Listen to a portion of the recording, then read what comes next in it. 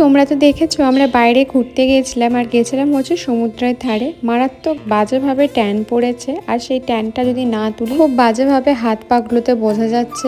আমি তো 12 মাস একটা হোম রেমেডি ইউজ করি, কিন্তু এখন যেহেতু তাড়াতাড়ির মধ্যে এটাকে তুলতে হবে সেই কারণে কিন্তু প্রীতম যেটা ইউজ করে সেটাই আমি ব্যবহার করব না। এটা শুধু প্রীতম ব্যবহার করে সেটা বলবো, এটা কিন্তু মাঝে আমি ব্যবহার করেছিলাম, খুব ভালো রেজাল্ট পেয়েছিলাম। তারপর থেকে এটা প্রীতম ব্যবহার করে আর আমি হোম রেমেডির মধ্যে চলে এসেছি। আমি কিন্তু এরকম প্যাক এইটা নিয়ে 3টে কোটো ইউজ করব, মানে একটা কোটো ফেলে দিয়েছি, আর একটা কোটো তোমাদেরকে দেখালাম, আর একটা কোটো এইমাত্র আনবক্সিং করলাম।